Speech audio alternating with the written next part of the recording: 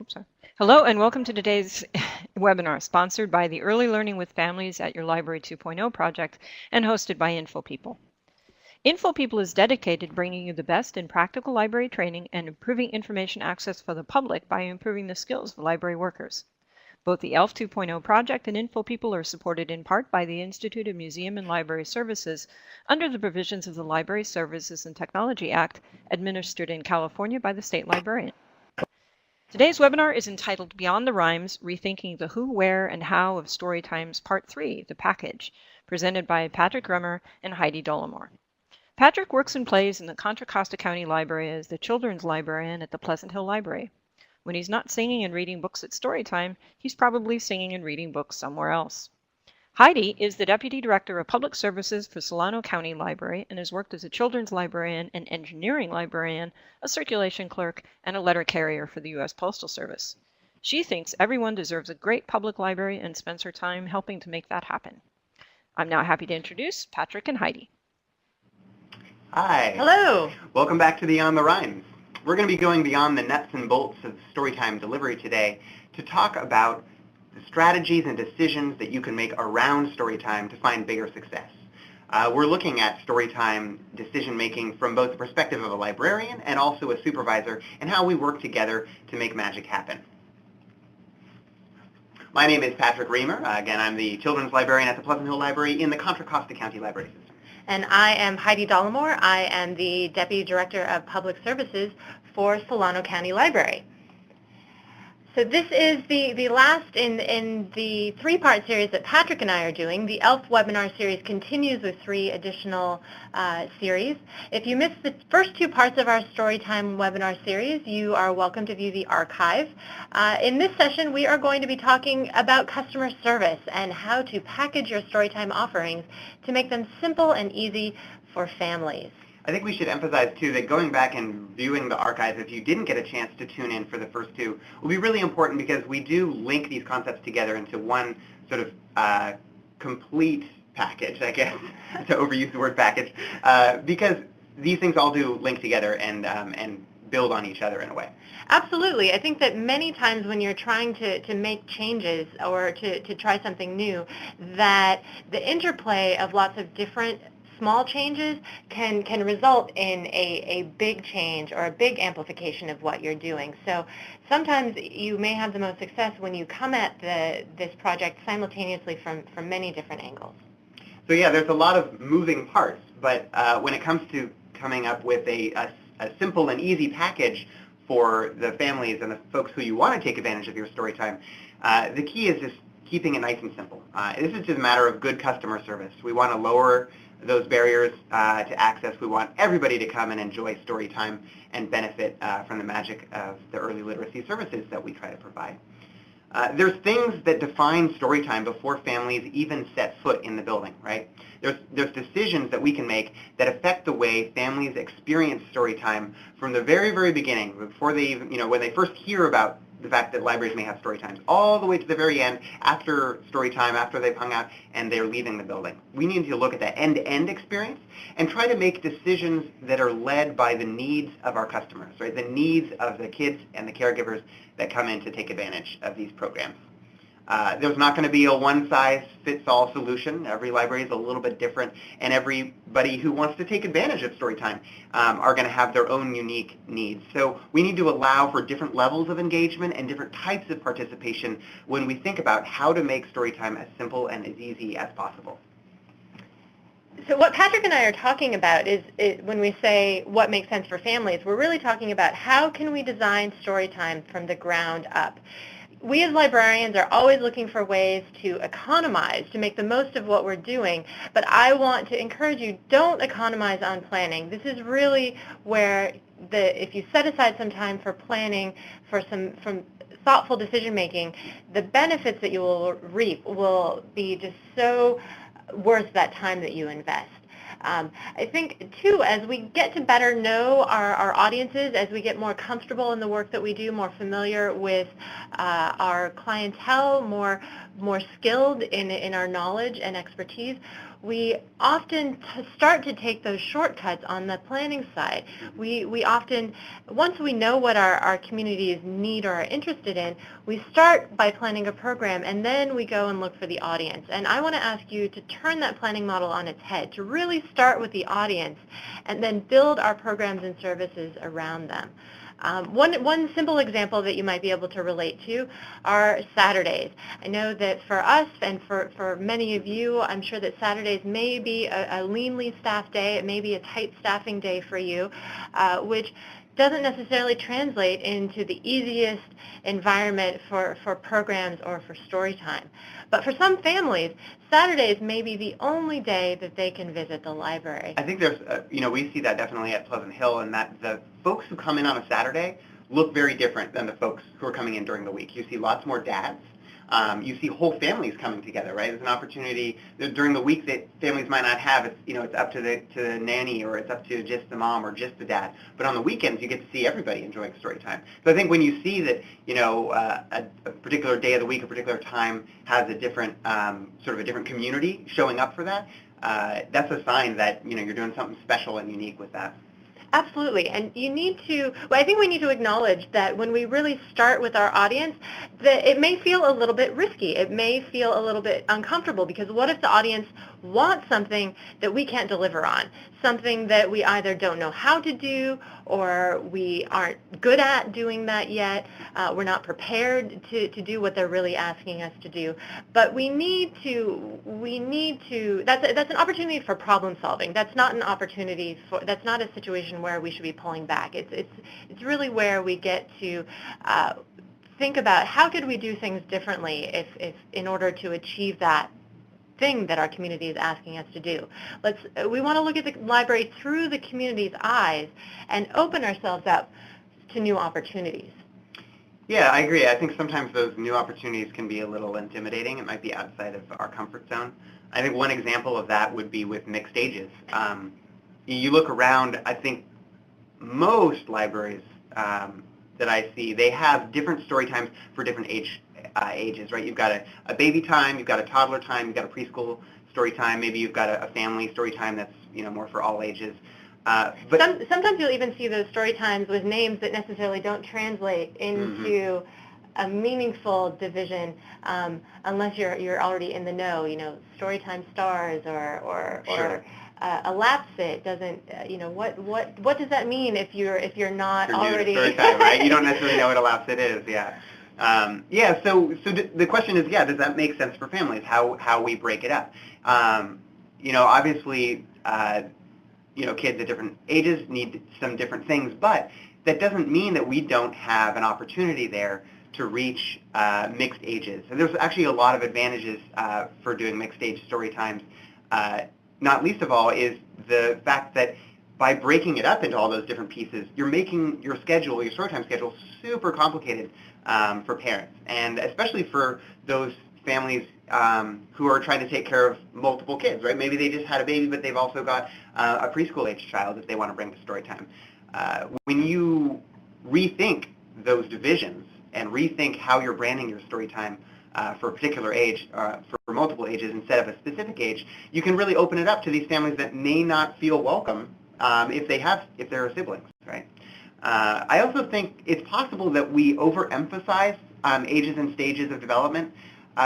Thinking about a parent, they can be a little intimidated if we set down sort of these hard and fast rules about, this is the right thing for this age, this is the right, bounce or rhyme for a toddler, and being able to kind of dial that down a little bit and just kind of make it a little bit simpler, right? The fact is we want families reading to their kids, we want them exploring this world of words, however they can do that in a fun and creative way that's really going to engage the kid.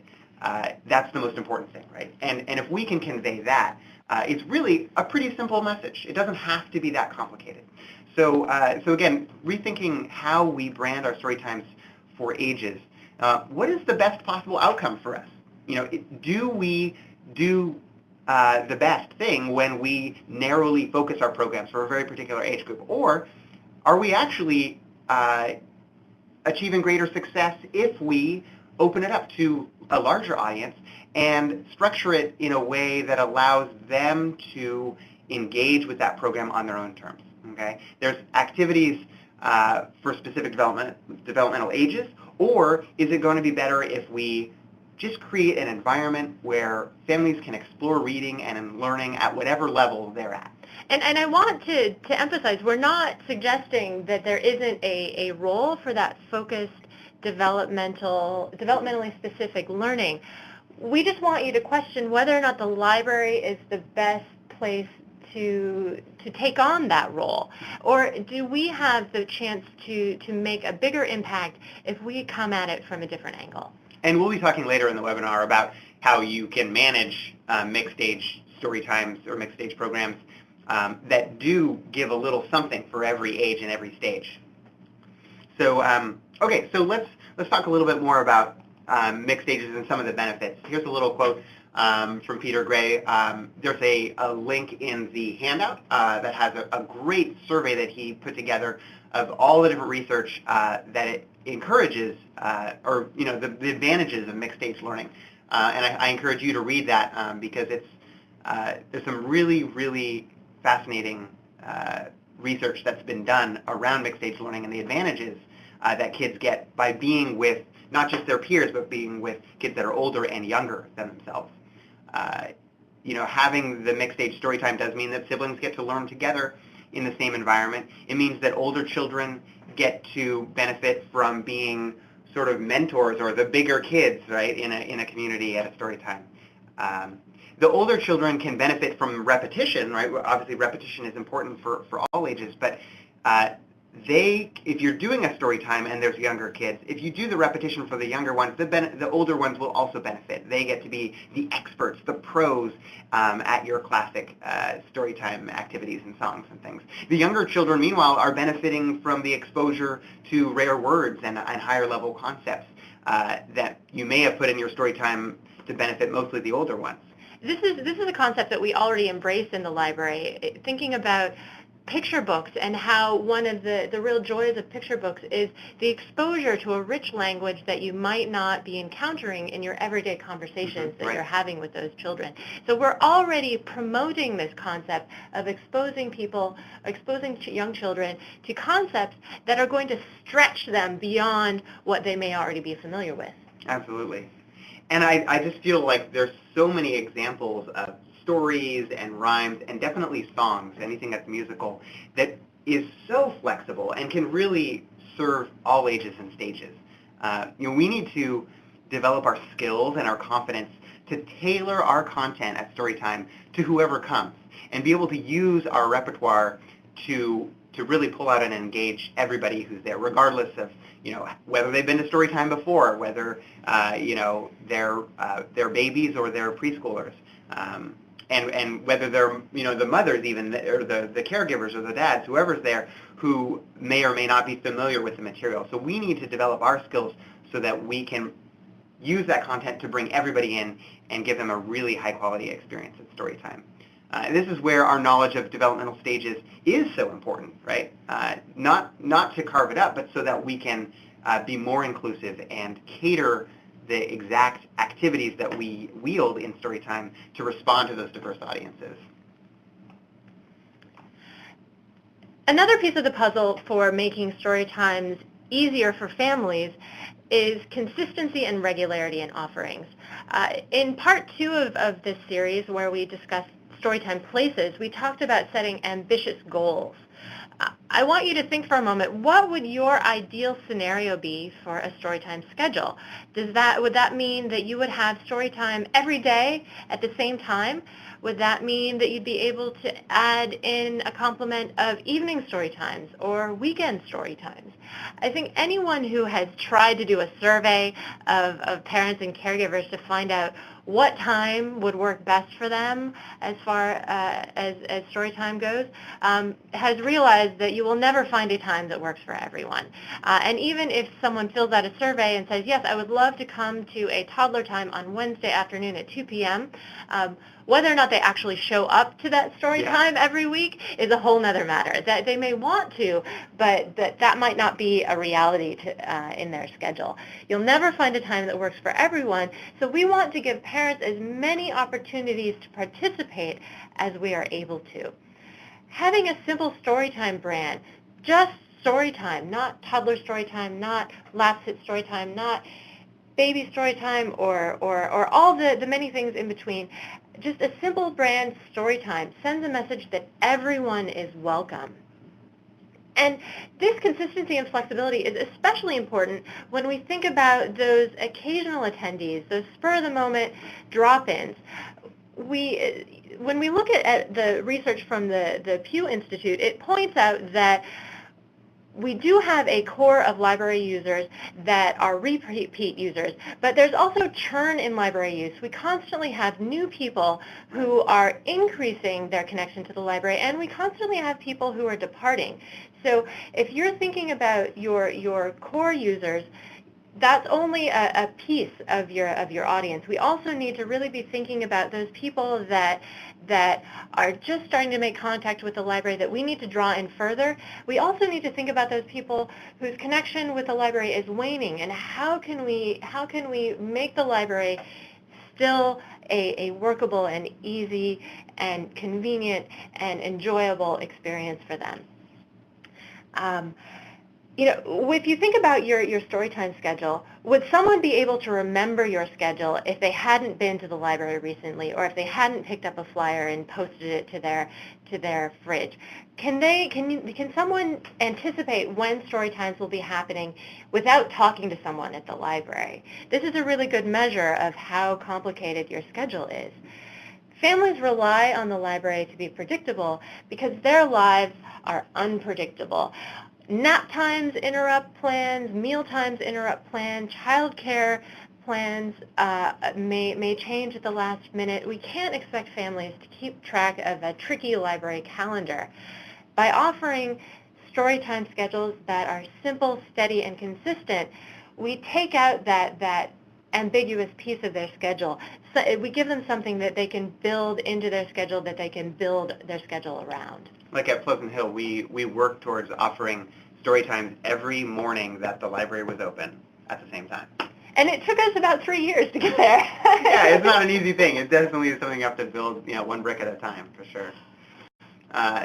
One problem, though, is that a lot of libraries take breaks during the year, right?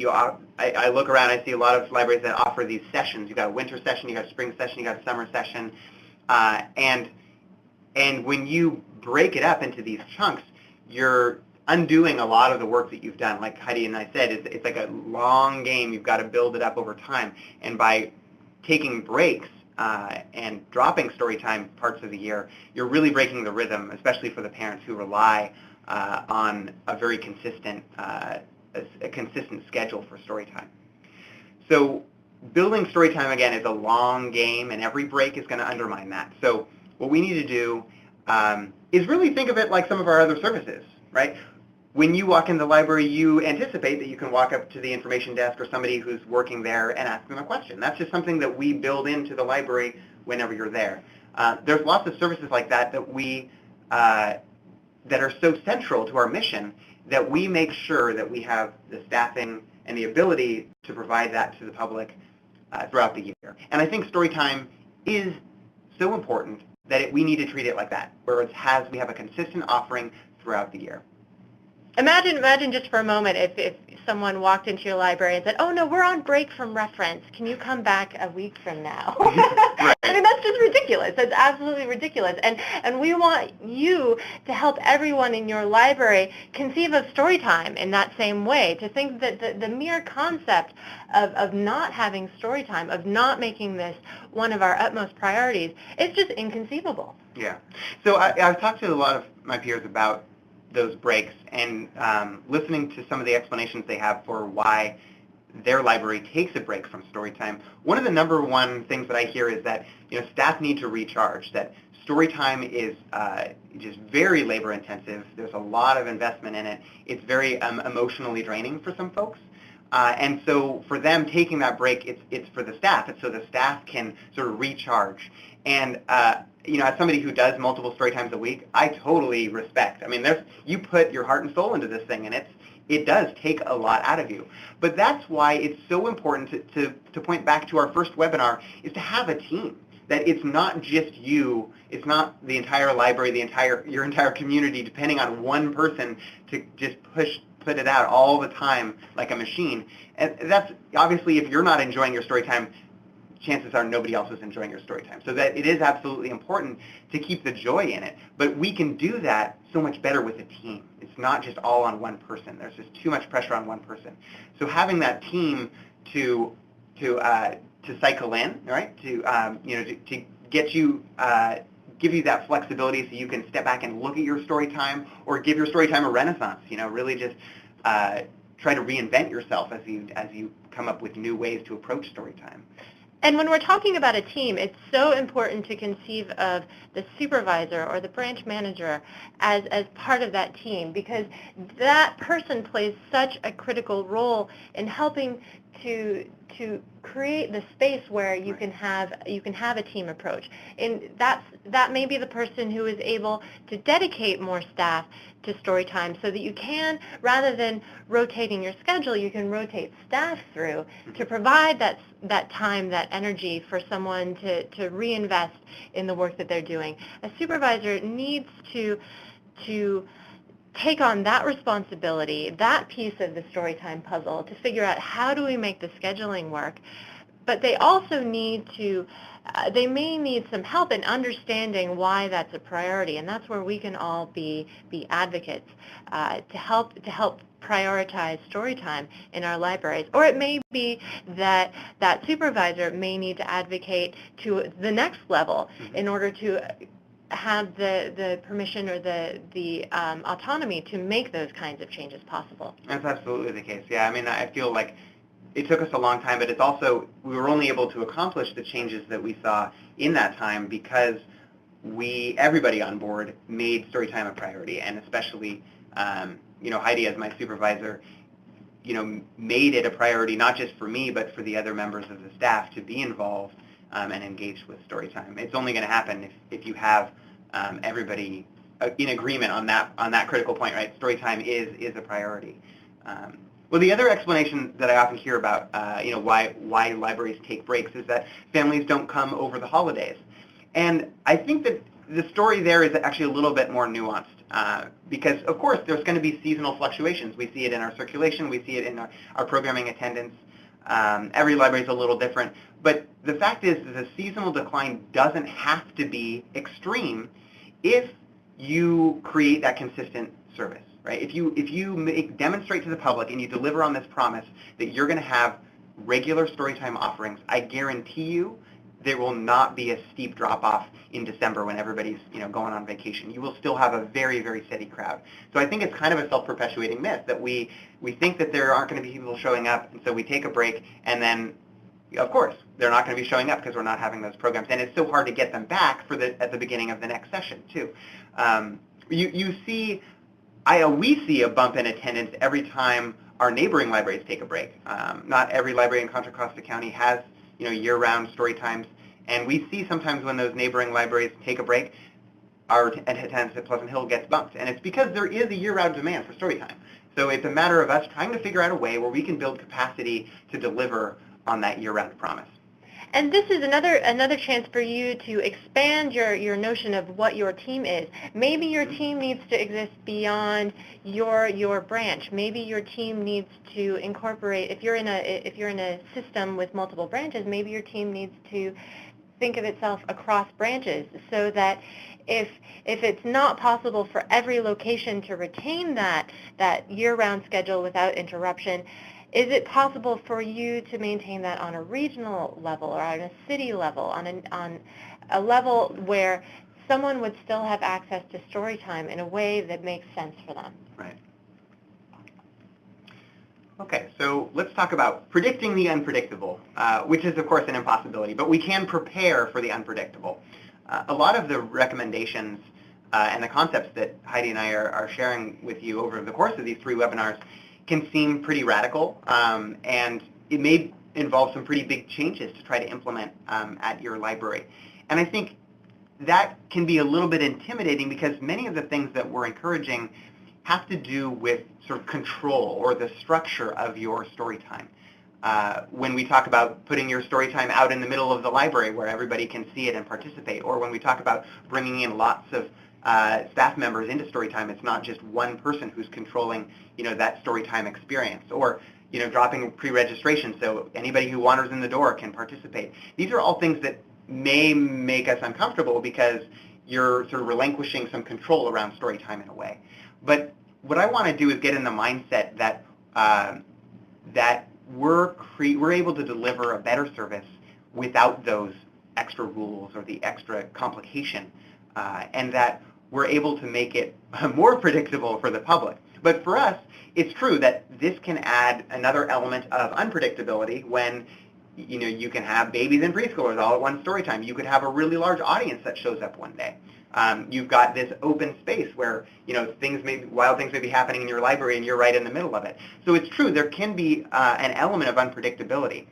So for us as storytime practitioners and leaders, we need to build in the flexibility to be able to respond to some of that unpredictability. And my biggest recommendation is to build up a core repertoire of what you do at Storytime, something that you feel so strong and confident in that you can improvise on it in a million different ways, so that no matter who shows up, no matter what chaos ensues at a Storytime, you always can respond. You can be light on your feet. So an example would be we do 2 story times on Fridays. We have a Friday morning story time and a Friday afternoon story time. And I pull, a stack of books, a variety of books, and I pull, I'm thinking about some songs, or, maybe I've got a flannel or some kind of little theme going maybe for my story time. And I do that in the morning and I do it in the afternoon. But what's really interesting is that those story times are very, very, very different because the people that show up are different, right? I tend to have a slightly smaller crowd in the afternoon, tends to be younger. And so I'm mixing it up and using those same songs and those same stories and activities in a slightly different way. I'm tweaking it and I'm riffing on it in a way that's going to be most engaging to the folks that are there. And sometimes it's in the middle of a story time and it takes a left turn. I'm sure, anybody who's done a story time has had that happen on you. Things just blow up and it gets really chaotic and you're like, okay, well, we're going to scrap that book and we're going to try something different instead, or shoot, we're going to get up on our feet and do some dancing, or whatever it is. I'm sure you've been in a situation where you had to adapt to the crowd that was in front of you. And that's really all I'm saying here is, focus on that core repertoire to make yourself really confident and comfortable with it so that you can be super flexible and reactive to whoever shows up at your story time. I also just want to encourage you to tap the experience of your peers at other libraries. We all have stories, right? So talk amongst your peers and find out ways that they manage to build that flexibility into their story time. So at the end of each concept, we want to give you some practical takeaways, some things that you can go do right away to help implement some of these ideas and these concepts. And we have one for supervisors, one for librarians or paraprofessionals, and these are all included on our handout, all the takeaways from the series of 3 webinars. For supervisors, I want to encourage you to chat with families after story time. Get to know your audience. Think about this as an informal approach to needs assessment. You have a focus group that comes to your library on a regular basis. Please tap into that. Tap into their experiences, their thoughts, their feelings. You can go to them. Maybe you'll have 3 questions in your mind that you want to try to find out the answer to. Maybe you want to ask them, how did they find out about Storytime? Or how can we make Storytime easier for you? Just those simple questions are enough to start a good conversation. Or you might just want to approach it really open-ended and introduce yourself, tell them that you're really interested in hearing what they think about the library, what they think about story times, what they think about as parents of young children. So for our takeaway for librarians, I want you to think about maybe a favorite Storytime song. How would you use it for different ages? How can you use the same song or the same rhyme for babies, for toddlers, for preschoolers? Because again, with our knowledge and our expertise with ages and stages of development, we should be able to craft these things like clay in our hands, right? We should be able to sculpt it in any way that we choose for the audience that's in front of us. So an example would be like a classic, like head, shoulders, knees, and toes, right? Head, shoulders, knees, and toes works great for little babies. The caregiver can give a little tickle or a wiggle on the ears, the head, shoulders. For the much older kids, right, they want to get up and dance and do it in a variety of ways. Just the other day, I actually did it with a preschool class, and I was teaching them the concept of adverbs, right? Adverbs are words that describe how you do something, and so I was having them name adverbs, and then obviously doing, head, shoulders, knees, and toes in different ways, right? So there's always flexibility, especially with music. Music just cuts right to the core. I feel it's like one of these fundamental human things. We all love music. Every baby wants to bounce to a song. Every preschooler wants to get up and move or sing along with a song.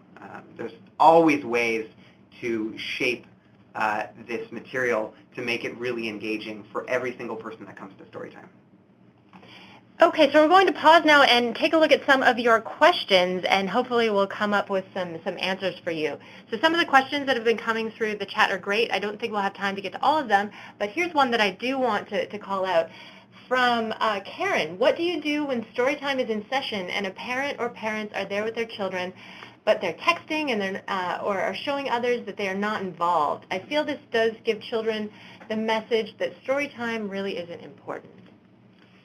So for me, it's easy to get caught up in really individual, you'll see little pockets of that, somebody who's texting, or even a parent that is, standing at the back and they just kind of letting their kid participate in Storytime on their own as if it weren't important for the parent to involve him or herself.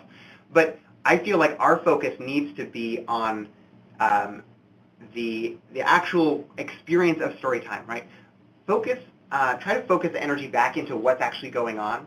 And if we are able to be successful in making it engaging, those people they'll get pulled in. And hopefully we'll have a long time with some of these people. If we do make Storytime accessible to lots of folks, it's not like you just have those 20 minutes to reach that person and build that connection and help them recognize for themselves the value of being engaged in doing all those activities with their kids. But I feel like, the behavior of, one or two or three parents in the audience, that's not going to affect the tone or the experience of Storytime for everybody. What you choose to do as the Storytime leader is going to be the most influential. If you're having fun and you're excited and you're engaged, then that's just an aberration. I also want to point you back to one of the concepts we raised in the first webinar on people. We talked about peer mentoring and we talked about peer observation. And this is an example of where it can be really useful to have an observer outside of the person who is delivering the story time. Because when you're engrossed in that activity of leading story time, you aren't able to observe the level of nuance that is going to give you the information that you need in order to make a decision about how to respond to that on a large scale, over time. I'm not talking about responding in the moment. I'm talking about these planning decisions we make about how do we anticipate we want to respond to this. So if someone is observing your story time while you're doing story time, they will have the sort of bird's eye view where they can intimate, is that parent texting really interrupting the experience of other people? It may just be so glaring to you. It may be like a bright, shiny light bulb that is just flashing in your eyes, but for everyone else, they may not even notice. And so someone who is an outside observer can give you that feedback where you can say, hey, I noticed somebody texting, and that observer can say, hey, you know what? It didn't really interrupt what was happening in the story time. It didn't disrupt. It didn't bother anyone. Or what they might be able to tell you is, hey, I notice whenever X happens in story time, right, people start to disengage. Right. Maybe this piece of story time isn't working. Maybe it's that there are too many stories back to back without a movement activity. Or maybe the lyrics to that new song that you're trying are just too tricky. They're just not getting it. Yeah. Or maybe the way that you approached that song, there were a lot of younger kids in the audience today, and you were focusing on concepts that might have worked better if there was a different mix of ages. That kind of feedback, I think, is so critical when you're looking at those things. No, I mean, I've been doing this for a few years now, and I still benefit, my library assistants and I will still have those kinds of conversations and be like, well, I saw you try that new thing. I don't know if that really worked out. Like, maybe that would work great on Saturday when we've got kind of a different group or something like that. So, yeah, I feel that's the kind of thing that should be ongoing all the time, having those conversations. There was one other question that came in really quick I just want to speak to. Somebody was saying, aren't there union rules against volunteers? No.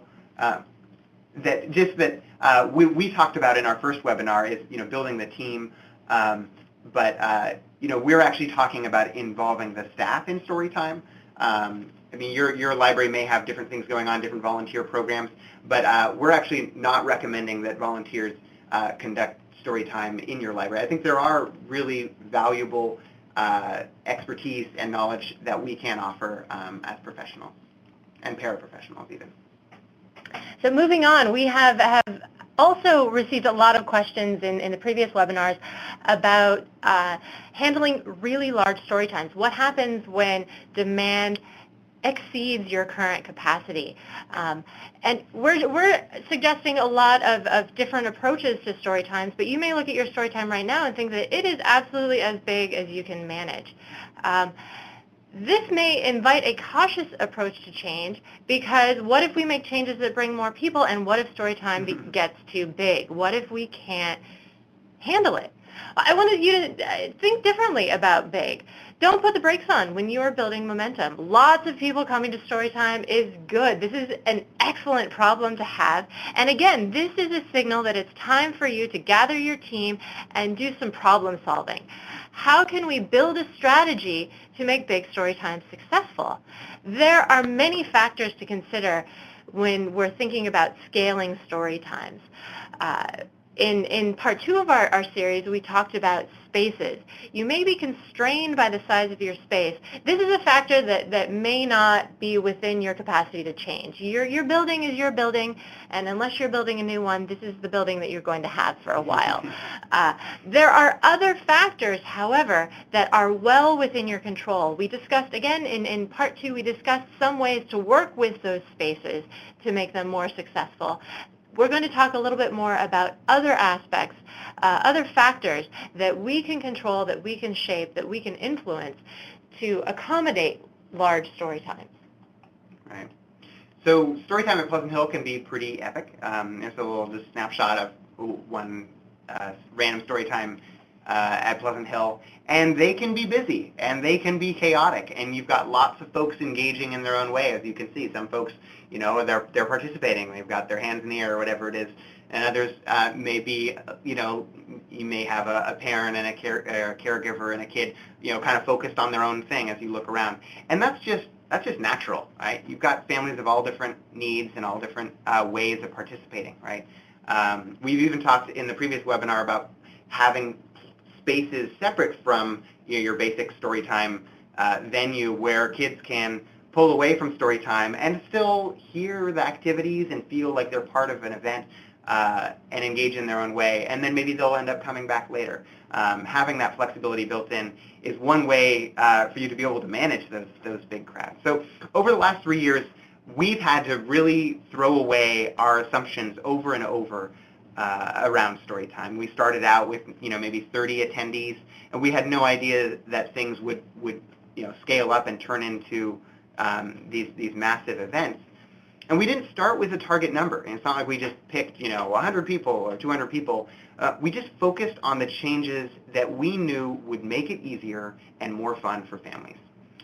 At every plateau, we would stop and reevaluate and try like a new little tweak, or just try to redefine our reality and rethink, what's going to take us to that next level? What's going to be the next thing we can do to make it simpler and easier and more engaging for families? And I said this before, I'll say it again. The only way this is possible was because we made Storytime a #1 priority. And that we had buy-in to our supervisor and librarians and paraprofessionals and clerks. Everybody was really on board and recognized the value of Storytime at the library. The payoff hasn't just been in Storytime. I think there's really been a ripple effect across all of the programs and services that we have at Pleasant Hill. We see, interest for the family events that we have in the evenings. We see increased interest for, our Saturday Lego Creators Club. By building that core audience with Storytime and engaging them, you've really developed a community that's going to take advantage of all the other services, obviously your collections and other programs that you may have lined up. There are lots of advantages to bigger audiences and bigger story times. When you have a large group of people, it's easier to get mass participation. There's a momentum there with a crowd. It's easier to have a flow with a large group of people. And there are lots of different dynamics that are happening with a large group. Children can observe other children, and they get the opportunity to mirror their peers. This takes a little bit of the weight off of you. As if you're leading story time, you don't have to be the focus of attention. Some of the kids may enjoy looking at other children more than they enjoy looking at you, and that's okay, and that's great. It's great to have that sort of peer-to-peer interaction in story time. You may have younger children observing older children. You may have babies who are fascinated that there are other babies out there in the world. These are all things that you may see in your story times that are amplified when you have a larger audience. When you have a large audience, too, there's an ease in the mix of regulars and new attendees. If you have someone who's new to Storytime, they're coming in, and odds are, if your Storytime is large, there's a substantial group of people who are not coming to Storytime for the first time, who know the songs, who are familiar with the rhythm, the patterns of your Storytime. And it's easier for those new folks to follow along when they're immersed in people who know what's happening. They can move with the group, and they don't have to be embarrassed if their singing voice is not so hot. If your Storytime has 5 parents and 5 children, you're going to hear everybody's voice. And for some people, that might be really intimidating. Right. That might be, they might feel more comfortable not participating rather than having you hear their off-key misinterpretation. Or they may not, if English is not their first language, they may not know how to articulate those words, Right. even if they don't have trouble with the melody. I'm thinking, too, about how, what happens when those folks go home. Right? They've had all of this practice time, like with a big safety net, right? Where they get to practice the songs and do it all with a crowd. And then the idea, of course, is that they're taking this home and they're doing it in the car and they're doing it in the bath. And so they've had all this great practice with you in a no stress environment, right? They can do it in practice with a group where they feel comfortable. It's also more uncomfortable in a large group to be an observer if you're not ready to engage. Again, put yourself in the shoes of that first-time Storytime attendee, someone who doesn't know what the opening song is, doesn't know what the closing song is, doesn't know the words or the rhymes or the hand motions to the finger plays. They won't feel so out of place if they're observing, if they're watching, if they're surrounded by a bunch of people, because then they have that sort of warm embrace of the crowd where they're not standing out in anyone's eyes. They're just part of a whole group of people, and they can feed off of that energy without having to actually participate in the same way. It's also amazing to observe little communities forming within the larger Storytime communities. I've noticed that there at Pleasant Hill there was a group of grandparents that spoke Chinese, and they would all sort of congregate and meet up at Storytime. They would sort of filter in, and one of them would save the other one a spot. You also see friendships that form at Storytime where people build their own bonds. I can think of a couple of friendships where the children have clicked and then the parents have clicked, and it's just so amazing to see that happen where the relationships aren't necessarily all about the library's relationship with the family. It's also about the family's relationship with other families. I totally agree. And I've seen 2 examples of kids who sort of matriculated from Storytime and they go on to preschool or kindergarten, and they see their friends from Storytime there. It's how awesome is it that we're able to shape that first day at school in such a positive way, and that there's more chances of that happening, right, with the larger your Storytime attendance. I want to talk a little bit more about how we can lead story times and manage, these crowds, and really take advantage of all these things that Heidi has just enumerated. We talked about the difficulty of, what is the role of the storytime leader? You're not just delivering a storytime, you're not just standing up and doing a performance, however theatrical your storytime may be, you're really facilitating. You're not going to be able to control every aspect of storytime, and you wouldn't want to. We want to have our storytimes be really authentic and organic, and fresh, and those I feel those qualities come out when you're not trying to control every little teeny bit of your story time. It's kind of an art of relinquishing as much control as possible without slipping into chaos. There's going to be behavior out there that could disrupt a small story time, but could blend into a larger crowd. We can guide and regulate the energy to boost the enjoyment for everybody who's there. Whether your story time is big or small, there's going to be a lot of volatility. I think I talked about that with predicting or preparing for the unpredictable, right? There's going to be volatility. There's going to be kids acting out in ways that you may find is either nerve-wracking or maybe may detract from something you're trying to do up front. But we can respond in a couple different ways to handle that volatility and handle that wildness or the unexpected, unpredictable behavior. One way is to just put in a lot of rules. Everybody's got to be crisscross applesauce, no phones. We can put in all these rules, or we can stay light on our feet and try to redirect that wild energy back into the structure of story time, right? Oftentimes when kids are being wild, they're coming up and clawing at your felt board, or they're right up in front dancing, obscuring the book for other kids. It's because they're excited. They are stoked about what's happening at story time. And so what we need to do is try to figure out a way, kind of like a little Tai Chi or something, like how can you take that energy and wrap it up in a ball and put it back into what's really great and productive and enlightening about story time for everybody. So if the kids are up on their feet, maybe it's time to dance and wiggle. Maybe it's time to change gears.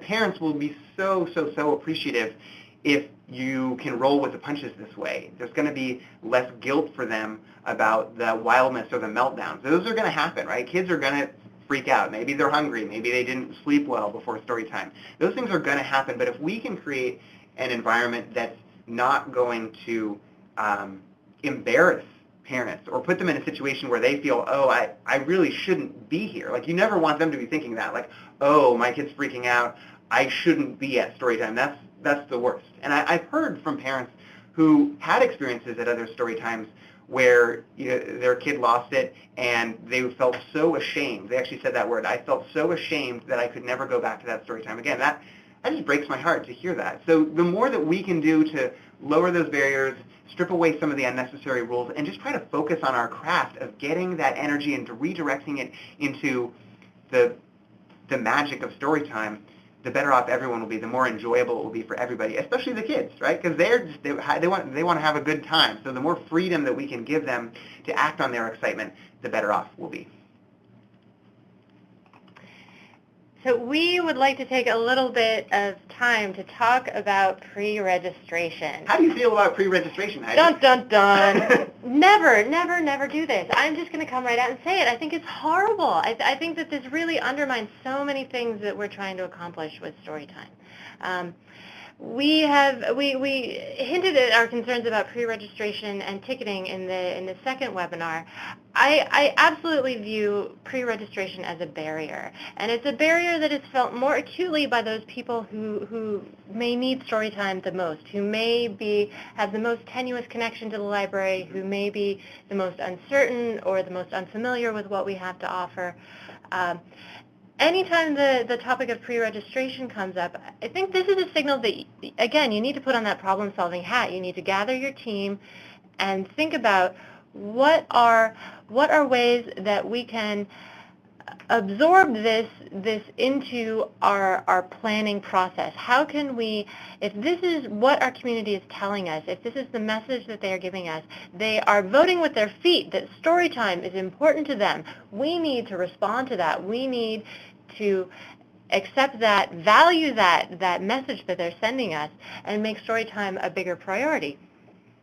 again, think about the factors that you can control. If you can't control your space, if you can't identify a different venue where you might be able to open up the space and accommodate more attendees, what are other factors that you can control? Can you control the schedule? Can you control how many times you offer story times? Can you move things around in the space that you have so that you can use that space differently? How can you change your approach altogether? Can you take storytime somewhere new? I think one of the reasons that storytime at Pleasant Hill on Friday mornings is so huge and epic is because it's the only Friday storytime in the county. Right. And this is something where we need to acknowledge that there are demands, and rather than thinking about it from our staff perspective of we can't manage that, we need to think about what can we do? What options do we have available to us? Pre-registration also brings with it a whole host of headaches in terms of managing registration, dealing with negative interactions that you have with your families when they're disappointed that they can't attend, or when someone shows up because they didn't know that you had to pre-register. We're also missing out on building those connections with so many children. You know, their development isn't going to wait 6 months for the next, or 3 months, or even 1 month for the next storytime session to begin. Right.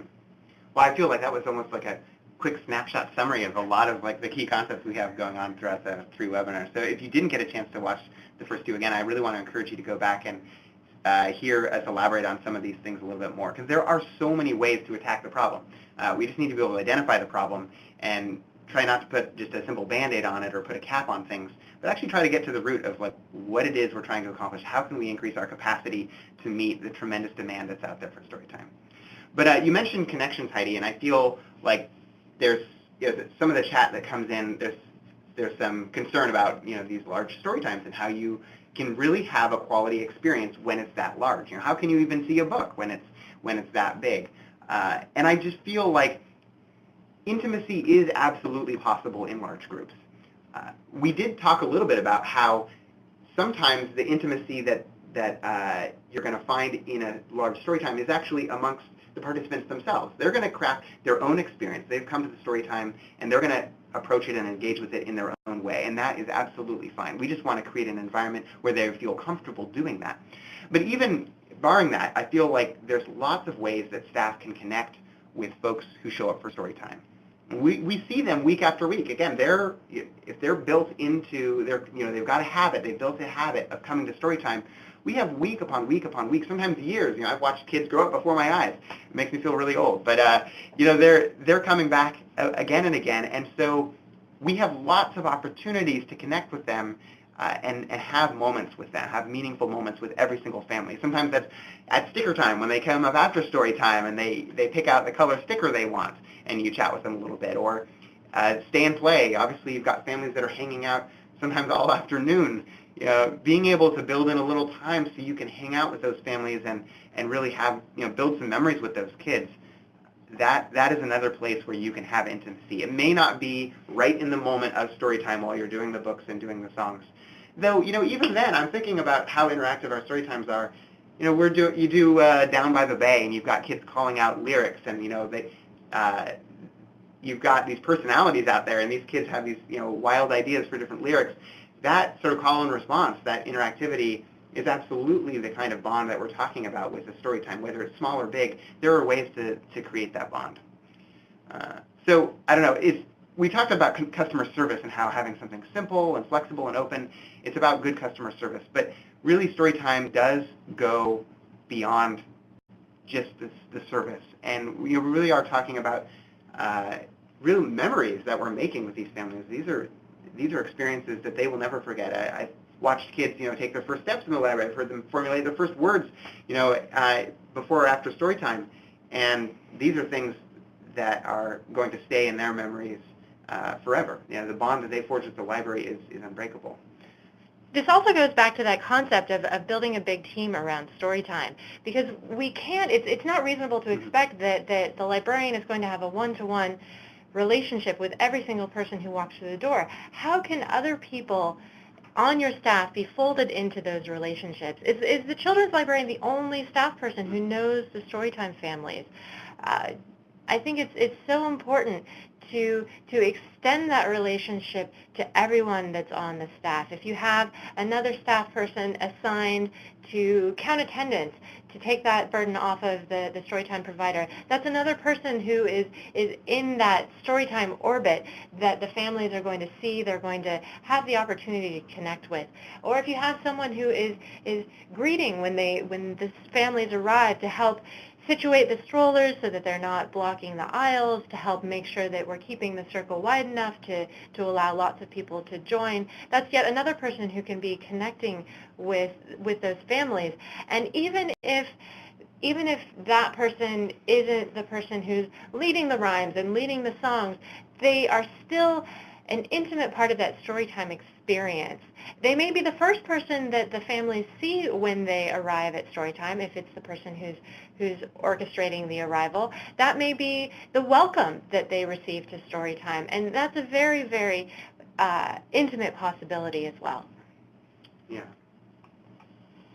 So, as we're wrapping up, it's time to think about all of the small stuff, those caregiver-friendly details that just round out the package so that it is truly easy, so that it is truly seamless and simple and smooth. All those little headaches that would otherwise take away from the enjoyment that we want families to have during Storytime.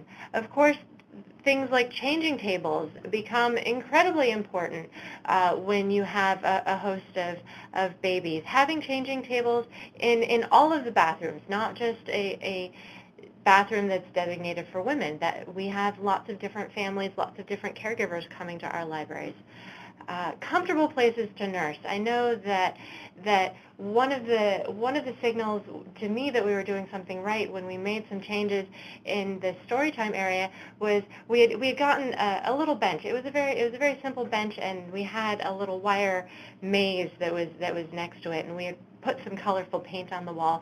And I was so excited the first time that I saw a mother sitting down to nurse at that bench, because I thought that was a signal to me that she was comfortable there. She felt at home there.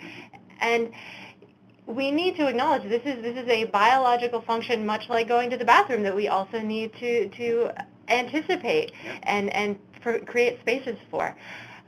Stroller parking. I think that strollers, much like cars, have been getting bigger and bigger and bigger, and this can create a real issue when it comes to the traffic patterns, the flow in your library. Having someone who's there at the outset to help guide those parents with strollers so that the strollers are not inhibiting access to the Storytime space, so that they're not creating this sort of medieval barricade around the Storytime, so that there's really free and easy access to join, to come and go as needed. Seating options. This is another thing. Wouldn't it be great if we could just convince everyone to sit on the floor, because then there would be so much less to put away after Storytime. There would be more room. But this is just, again, this is not the reality of Storytime. We have people who who may not be able to sit on the floor. We have people who may not want to sit on the floor, even if they can. That's absolutely their choice. And so giving them options, but again, working with them to make sure that the way in which those options are made available isn't creating a barricade, creating a wall, closing off the space before everyone who may want to join is able to join.